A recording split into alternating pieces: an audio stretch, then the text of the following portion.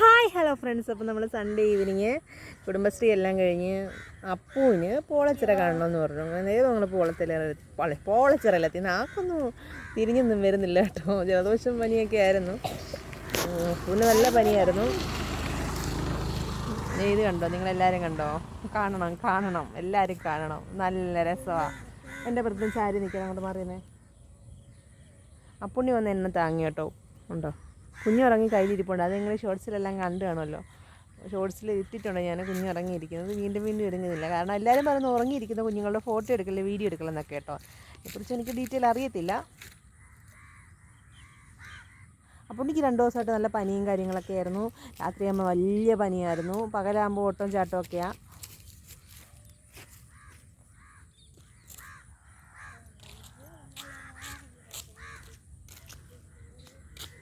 എപ്പോഴും വരുമായിരുന്നു കേട്ടോ. അമ്മയ്ക്ക് വയ്യാതായതിന് ശേഷം ഈ പോളച്ചിറയിലോട്ട് എപ്പോഴും വരുമായിരുന്നു. കാരണം അമ്മയ്ക്ക് പോളച്ചിറ ഇഷ്ടമായിരുന്നു. കാരണം ഇവിടുത്തെ കാറ്റും ഇവിടുത്തെ ശാന്തതയും ഇവിടുത്തെ സൂര്യാസ്തമനവും ഒക്കെ കണ്ടിരിക്കാനും ഒക്കെ നല്ല രസമാണ്.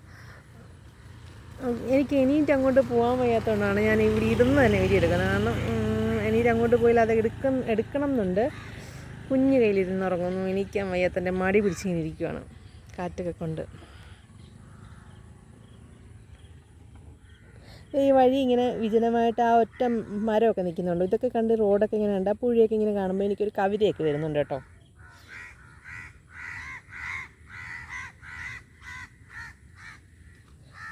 അക്കേഷ്യ മരമാണിത്.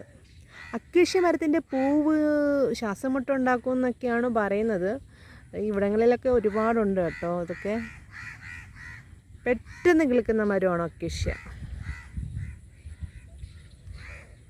എൻ്റെ പുറകിൽ നിൽപ്പുണ്ട്. എൻ്റെ പുറകിൽ ചാഞ്ഞ് കിടക്കുന്ന മരം നല്ല ഭംഗിയാണ്. ഇങ്ങനെ ചാഞ്ഞ് ആർക്ക് വേണമെങ്കിലും കയറാൻ പറ്റുന്ന രീതിക്കാണ് ഈ മരം നിൽക്കുന്നത്.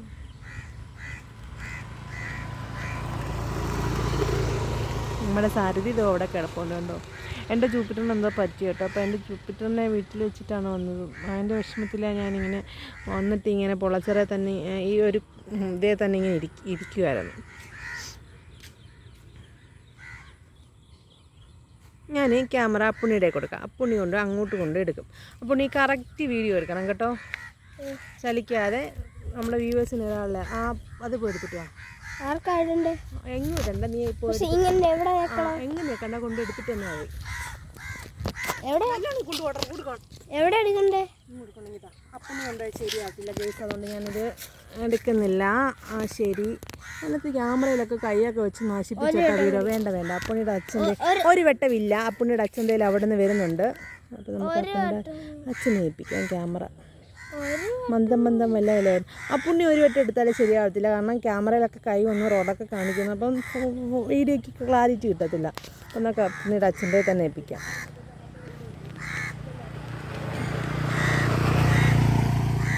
ഫാമിലിയൊക്കെ പോകുന്നുണ്ടോ? അനുവേട്ടാ, എനിക്കില്ല അവിടുത്തെ വീഡിയോ എടുത്തിട്ട് തരാമോ? അവിടെ വീഡിയോ എടുത്ത് തരാമോ? വീഡിയോ എടുത്തോട്ട് വരാമോന്ന്. എടുക്കണം, എഡിറ്റിംഗ് ഇല്ല.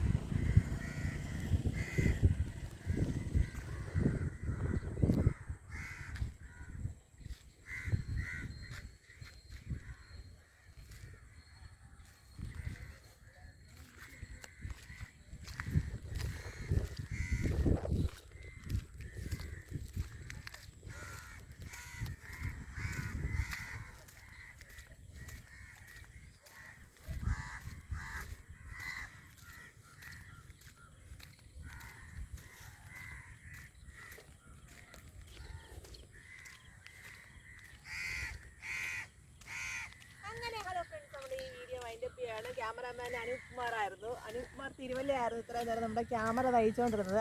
അപ്പം നമ്മളിവിടെ വൈൻഡപ്പ് ചെയ്യുന്നു. ജാനൂട്ടി ഉറക്കമാണ്. അപ്പം ശരി ഗൈസ്.